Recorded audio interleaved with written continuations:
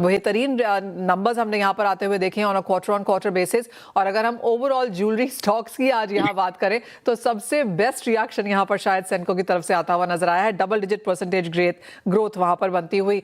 लेकिन पिछला क्वार्टर बेहतरीन रहा शादियों के चलते और साथ ही साथ जिस तरह से यहाँ पर दिवाली की डिमांड आई, किस तरह से आप देखते हैं ओवरऑल नंबर्स? देखिए मनीषा जी, हम लोग वही देखे कि ये गोल्ड प्राइस जो अपवर्ड मूड जा रहा है, अपवर्ड ट्रेंड में जा रहा है, तो जो कस्टमर का मूड है वो भी अपवर्ड ही जा रहा है। Okay. तो ये गोल्ड के ऊपर, सिल्वर के ऊपर उनका फेथ और ट्रस्ट बढ़ रहा है। और सितंबर जो क्वार्टर था उसमें जब इनिशियल लेवल में गोल्ड सिल्वर प्राइस बढ़ना चालू हुआ तो कंज्यूमर्स के मन में एक तरह का दिक्कत आ रहा था, कंफ्यूजन आ रहा था कि ये क्या होने वाला था।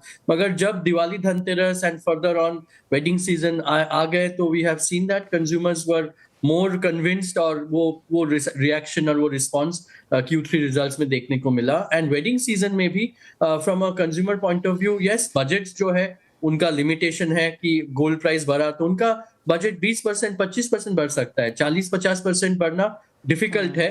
पर हम लोग भी कोशिश किए कि jewellery with in the budget बनाएं और ओल्ड गोल्ड एक्सचेंज को भी अच्छे तरीके से इनकरेज करके कंज्यूमर्स आके 40-45% of the business old gold से हो रहा है। सो यस, वैल्यू वाइज हम लोग देखें कि ऑलमोस्ट 49-50% ग्रोथ हुआ है। बट अगर वॉल्यूम में देखा जाए तो अराउंड 6-7% डी ग्रोथ हुआ है फॉर द Q3। और YTD का अगर देखा जाए तो 30-31% ग्रोथ में है, मगर around 11-12% volume wise D growth में है। यही गोल्ड का सिचुएशन है। और सिल्वर में वैल्यू एंड वॉल्यूम, ये एक बहुत अच्छा पॉजिटिव चीज है कि सिल्वर में वैल्यू और वॉल्यूम दोनों में ही ग्रोथ दिख रहा है और डायमंड में भी वैल्यू और वॉल्यूम दोनों में ही 30-35% ग्रोथ दिख रहा है। डायमंड में 30-35% की ग्रोथ आपने यहाँ पर आते हुए देखी है। सिल्वर में किस तरह की बढ़त है? सिल्वर में भी अराउंड 25-30% की वैल्यू में और वॉल्यूम में हम लोग एक्चुअली वैल्यू में देखा जाए तो अराउंड 45-50% की ग्रोथ आई है और वॉल्यूम में अराउंड 25-30% की आई। सो सिल्वर का जो कॉइन्स, बार्स, सिल्वर का ज्वेलरी, सिल्वर का यूटेंसिल्स, लोग अभी गिफ्ट आइटम में भी गोल्ड में जितना नहीं ले पा रहे, वो भी थोड़ा शिफ्ट होकर सिल्वर में आ रहा है। Well absolutely. शुभंकर, साथ ही साथ अगर जैसे आपने कहा कि डायमंड स्टडीड यहाँ पर काफ़ी बेहतरीन काम करता हुआ नजर आया है और 30% की ग्रोथ भी आपने वहाँ पर आते हुए देखी है, क्या कैरेटेजेस हैं, क्या ज्योग्राफीज हैं इसमें? देखिए लास्ट 2-3 महीने में हम लोग धीरे धीरे 9 कैरेट का इंट्रोडक्शंस कर रहे हैं ताकि वो और डायमंड स्टडड के साथ चीजों का प्राइसिंग ऐसा रहे कि कंज्यूमर्स गिफ्टिंग या डेली वेयर के लिए यूज कर पाए। 14 कैरेट का भी मैक्सिमम सेल हो रहा है। 18 कैरेट का जो डायमंड ज्वेलरी में सेल है वो एक लिमिटेड क्वांटिटी में ही हो रहा है क्योंकि 18 कैरेट का इटसेल्फ प्राइस आपका 1 लाख के ऊपर चला गया। तो लोगों को सोचना पड़ रहा है कि मैं क्या खरीदूं ना खरीदूं इन विद डायमंड्स। और लैब ग्रोन डायमंड भी जैसे अभी भी I would say still a small baby, धीरे धीरे ग्रो कर रहे हैं, मगर जिस हिसाब से गोल्ड और सिल्वर का प्राइस बढ़ रहा है, आई थिंक दैट स्टडड में डायमंड हो, जेमस्टोन्स हो, लैब ग्रोन हो, ये सारा ऑप्शंस आ जाएगा कंज्यूमर्स को खरीदने के लिए विद गोल्ड एंड सिल्वर। शुभंकर, हम यूजुअली कहते हैं कि 11% पेनिट्रेशन है नेचुरल डायमंड्स की इंडियन मार्केट्स में, लैब ग्रोन डायमंड्स की किस तरह की पेनिट्रेशन होगी? देखिए एग्जैक्ट एस्टिमेट तो है नहीं, ऑफ द हुक अगर मैं बोलूं तो 0.5% 0.7% की penetration in terms of value अगर गया, क्योंकि आज अगर लैब ग्रोन का value is almost 1/5 1/6 of the natural diamond in terms of retail price. So 0.5% से ज्यादा आई डोंट थिंक पेनिट्रेशन अभी तक होगा। क्या प्लान्स हैं आपके आगे जाते हुए अब यहाँ पर शुभंकर, क्योंकि 2025 overall as a calendar year यहाँ पर काफी अच्छा रहा, क्वार्टर आपके लिए यहाँ पर बेहतरीन रहा एक्चुअली अक्रॉस ज्वेलरी सेगमेंट। जो भी रिजल्ट्स यहाँ पर पिछले कुछ दिनों में आए हैं, पिछले 24 घंटों में भी आए हैं, चाहे वो कल्याण है, टाइटन है, सेंको है, सभी ने यहाँ पर पॉजिटिव मूड यहाँ पर दिखाया है। आगे जाते हुए अब यहाँ पर क्या प्लान्स हैं? देखिए हम लोग ऑलरेडी ये क्वार्टर में 4 स्टोर्स किए, so we have already opened around 16 stores. Coming quarter में और 3-4 स्टोर्स ओपन करने वाले हैं। फोकस रहेगा कि हम लोग कोशिश करेंगे कि franchises tyre 2, 3, 4 towns and cities में ज्यादा ओपन करें। तो जिस हिसाब से हॉलमार्किंग और बहुत सारे जो रूल्स रेगुलेशंस आ रहे हैं, तो it is only going to help us कि हम लोग वो रूल्स मानते हुए नए नए मार्केट्स में एंटर करें और स्टोर्स ओपन करें, ओन हो की फ्रेंचाइजी। कमिंग फाइनेंशियल ईयर में भी अगर देखें तो टारगेट 18-20 स्टोर्स का ही रहेगा, ग्रोथ भी 18-20 स्टोर्स का रहेगा। तो उसमें अपॉर्चुनिटीज आर देयर, लोगों को खरीदने का मन है, प्राइस बढ़ रहा है, but focusing on design collections जो लोग खरीद पाए, उसी को फोकस करते हुए we will keep moving on and I am positive कि वो 15 से 20% का ग्रोथ जो मोमेंटम है वो कंटिन्यू रहे। एक फाइनल सवाल शुभंकर, और ये आगे जाकर प्लान्स पे है। जैसे आपने कहा कि आगे जाकर 18 से 20 स्टोर्स नए फाइनेंशियल ईयर में भी आप देखना चाहेंगे, लेकिन जिस तरह से फिलहाल यहाँ पर मार्केट्स हैं, फिर चाहे वो गोल्ड है, सिल्वर है, डायमंड है, लैब ग्रोन है, कलर जेमस्टोन्स है, सभी जगह यहाँ पर एक डिमांड बढ़ती हुई नजर आई है। प्राइस रिएक्शंस भी हैं। कई बार ये भी सुनने को मिला कि ज्वेलर्स के पास 22 कैरेट की ज्वेलरी बहुत पड़ी थी, लेकिन उतनी डिमांड नहीं है, उसको जाके मेल्ट करना पड़ा, उसको लोअर कैरेटेजेस में बनवाना पड़ा। तो क्लियरली काफी सारे डिसीजंस यहाँ पर आगे जाकर लेने होंगे। तो कहाँ पर बेहतरीन या सबसे ज्यादा इन्वेस्टमेंट, या वो कौन सा सेगमेंट है जो यहाँ पर आपका ज्यादा समय लेगा?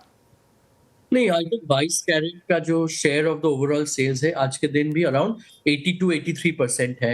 18, 14, 9 carat is like the new kid on the in the मैंने एंट्री लिया है, सो 9 कैरेट धीरे धीरे बढ़ता जाएगा। 14 कैरेट डायमंड स्टडेड में यूज होता जाएगा। 18 कैरेट जो है वो 22 कैरेट का जो प्लेन गोल्ड ज्वेलरी मार्केट है उसमें मार्केट शेयर कैप्चर करते जाएंगे, specially in the tyre 2, 3, 4 towns and cities wedding jewellery के लिए भी, क्योंकि वो फैलावट लुक 22 कैरेट में वो बजट में नहीं भी आ सकते हैं। सो फोकस वो रहेगा, और वजन और बजट, क्योंकि आज जो आपने जैसे बोला कि 22 कैरेट के बहुत सारे जो स्टॉक्स है वो रीमेल्ट होके रीयूज हो रहे हैं, ये एक इंपॉर्टेंस है क्योंकि गोल्ड का प्राइस 60% एक साल में बढ़ना मामूली बात नहीं है। It's a historical moment. So unnecessary जो 50, 60, 70, 80 हैवी ज्वेलरी है उसको rather make it into jewellery which is saleable and movable. वो एफिशिएंसी के ऊपर भी फोकस करके काम सबको करना चाहिए। आम्रपाली गुजरात के चिराग ठक्कर हमारे साथ जुड़ चुके हैं। चिराग, सबसे पहले आपका चांदी पे क्या सेंस है? 2026 के लिए क्या टारगेट्स हैं? नमस्कार। तो 2026 नया साल, नए टारगेट्स और नया अचीवमेंट बिल्कुल होगा चांदी में। जो पहला टारगेट मुझे दिखता है, पर्सनली आई लुक एट $90, जो $84 का जो ऑल टाइम हाई जो लगा था 31 दिसंबर को। I believe the first target will be $90, जो ऐसा लगता है कि नेक्स्ट 2 महीने या 3 महीने में हो सकता है, नेक्स्ट 15 दिन में भी एक बार $90 तक आ सकती है। But at the same time it will be a very big correction. एक करेक्शन भी बड़ा साथ साथ में देख सकते हैं, जिसमें 10% का मूव यहाँ से दिख सकता है कि एक बार नीचे आए। But that will be the time कि जहां पे सारे जो बड़े इंस्टीट्यूशंस हैं, they will be coming back to on the buying spree at that levels. Absolutely. जिन फंड्स ने यहाँ पर खरीदारी करी है और बहुत निचले स्तरों से की है, वो ऑफ कोर्स यहाँ पर बेचने आएंगे। और आपको एक चीज याद दिला दें कि 2020 से लेकर 2024 के बीच में चांदी ने $20 से $30 प्रति आउंस के बीच में कारोबार किया उन 4 सालों के लिए। ये 2025 में है कि हमने 40, 50, 60, 70, $80 एन आउंस, वो सारे लेवल्स यहाँ पर निकलते हुए देखे। चिराग, आपको लगता नहीं है आम्रपाली की जो सिल्वर इंडस्ट्री है, जो सिल्वर डिपार्टमेंट है, उसको अलग से ही लिस्ट करा देना चाहिए? तो अगर आप ओवरऑल मार्केट अगर देखें मनीषा जी, तो ओवरऑल मार्केट इतना हेल्दी, इतने प्राइस और इतने वॉल्यूम के बाद भी आज की तारीख में भी जो रीसेल आनी चाहिए मार्केट में वो नहीं आ रही है। So it is a very clear sign, जो मार्केट से जितने भी कैप्टिव यूजर्स हैं, जितने इन्वेस्टर्स हैं, जो निकल के आ रहा है डेटा, वो यही कह रहा है कि किसी को ये भाव पे ज्यादा मुनाफा वसूली करने की कोई वो जरूरत नहीं है, और अगर नीचे आएगा तो वापस वो लोग नया और बाय करेंगे और एक्यूमुलेट करेंगे। तो दिस इज अ क्लियर। चिराग, लेकिन जैसे हमने पिछले कई बार में यहाँ पर देखा है कि जब तेजी आती है तो फंड्स यहाँ पर बेच देते हैं और बीच में रिटेल यहाँ पर अटक जाता है। क्या वो एक कंसर्न यहाँ पर है कि जो एक बड़ी मुनाफा वसूली आएगी तो जिन लोगों ने बीच में बहुत ज्यादा लिया है वो एक साथ यहाँ पर, ऑफ कोर्स 200% यहाँ पर चांदी बढ़ी है पिछले 1-1.5 साल में, अगर 20, 22, 25, 50% भी गिरता है तो कोई बहुत बड़ी बात नहीं होगी, लेकिन क्या वो कंसर्न है?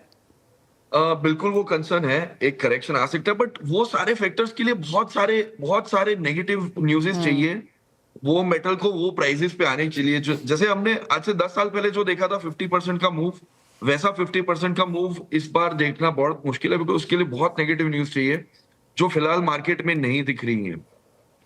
एक और नैरेटिव जो यहाँ पर बहुत स्ट्रांग होता हुआ नजर आया है चिराग, और हमने इसके बारे में बात भी की है, वो जो है सिल्वर हॉलमार्किंग को लेकर। हम लगातार BIS से यहाँ पर बात कर रहे हैं, जो उनका भी कहना है कि यस, हॉलमार्किंग चांदी की इन वर्क्स है, उसको लाने की कोशिश भी यहाँ पर की जा रही है। इंफ्रास्ट्रक्चर बिल्ड करने की जरूरत यहाँ पर पड़ेगी, लेकिन उसके ऊपर काम जारी है। तो मनीषा जी, अगर हॉलमार्किंग की बात करें तो बहुत सारा मार्केट पेनिट्रेटेड मार्केट है जिसमें हॉलमार्किंग बिल्कुल आवश्यक है। और अगर आज से भी अगर शुरू होगा तो उसको ऐसा नहीं है कि एक साल में गोल्ड की तरह इंप्लीमेंट किया जाएगा। जहां तक मेरा पर्सनल मानना है, ये एटलीस्ट इसको 2 ढाई साल 3 साल लगेगा ये पूरा हॉलमार्किंग को ऑर्गेनाइज करके सेक्टर कंपलसरी हॉलमार्किंग करने के लिए। It is not a fortnight thing, it can not be done fortnightly, क्योंकि बहुत सारी छोटी छोटी दुकानें हैं, बहुत सारी छोटी छोटी बहुत पेनिट्रेटेड मार्केट है जहां पे इसको इम्प्लीमेंट करना बहुत जरूरी है। एब्सोल्युटली। चिराग, अगर हम चांदी का ही यहाँ पर काम होता हुआ देखें तो ये भी सुनने में मिला है कि चांदी में भी जैसे 995 है, 925 है, शायद उसके नीचे के ग्रेड्स की भी यहाँ पर मांग निकल के आएगी। बिल्कुल इसी की वजह से हम सारे इंडस्ट्रीज के जितने भी लोग हैं, जैसे हम इब्जा से भी बात कर रहे हैं, तो हम लोग ये जाके बिल्कुल बोल रहे हैं कि ये एक सेल्फ अवेयरनेस होना बहुत जरूरी है, क्योंकि एक लेवल के बाद अब जितने प्राइसेस जितने बढ़ गए, अगर 925 के नीचे की सिल्वर है तो it will be a very very untrust in the metal itself. So that is a very negative approach कि अगर अगर कोई ग्राहक के हाथ में अगर 925 लिखा हुआ है और अगर उसकी नीचे की चांदी अगर उसके हाथ में है तो वो एक बहुत बड़ा सा अनट्रस्ट रहता है मार्केट में। पर अगर आप देखें 1 अप्रैल से एनबीएफसी के भी, आरबीआई के भी नए नियम, नए नए रूल्स आएंगे जहां पे चांदी के सामने लोन भी दिया जाएगा। तो I think we are in a worth कि हम धीरे धीरे एक ऐसे स्तर पे आ जाएंगे जहां पे पूरा मार्केट गोल्ड की तरह पूरा का पूरा ऑर्गेनाइज हो जाएगा और फिर 925 के नीचे की चांदी मिलना मुश्किल नहीं, नामुमकिन हो जाएगा। चिराग, अब आने वाले समय में क्या कुछ एक्सपेक्टेशंस हैं आपकी डिमांड को लेकर, और 2025 खत्म हो चुका है, कोई सेंस है कि किस तरह का इंपोर्ट इंडिया ने देखा होगा? तो अगर हम लास्ट ईयर की बात करें तो last year we were at a targeted import, जो हमने टारगेट किया था during the start of the year के 5,500-6,000 टन की हमारी आयात रहेगी। We have been intact on that. और ये साल ये प्राइसेस जो बढ़े हैं उस हिसाब से ऐसा लगता है कि अगर टनों में बात करें तो 4,000-4,200 टन के आसपास हमारा इंपोर्ट टारगेट रहेगा, क्योंकि जो वैल्यू जो बढ़ा है उस हिसाब से मेरे हिसाब से 4,500 की इंपोर्ट्स रहेगी हिंदुस्तान की। ये आप 2026 के लिए कह रहे हैं? 2026 के लिए। ऑलराइट, तो आप कह रहे हैं कि 6,000 टन का शायद इंपोर्ट 2025 में हुआ, लेकिन 26 में यहाँ से गिरकर 5,000 के नीचे जा सकता है। करेक्ट। चिराग, अगर हम यहाँ पर ओवरऑल चांदी की बाइंग की बात करें तो कैसे आप उसे देखेंगे? As of now industrial demand माना जा रहा है कि 50 से 60% ऑफ ऑल सिल्वर है, एंड डिमांड की अगर बात की जाए तो फिर चाहे वो ईटीएफ है, डिजिटल है, फिजिकल बाइंग है, किस तरह से हमने ज्यादा खरीदारी यहाँ पर चांदी में आते हुए देखी है? तो अगर हम बात करें तो 2,10,000 में किसी को चांदी नहीं लेनी थी। मैं आपको एकदम ग्राउंड रियलिटी में आपको बताना चाहूंगा। 2,10,000 में किसी को चांदी नहीं बाई करना था, पर जब 2,35,000 आया तो सबको 2,40,000 में भी चांदी लोगों को खरीदना है। This is a clear view के इन्वेस्टर का जो कॉन्फिडेंस है वो बहुत बढ़ चुका है चांदी को लेके।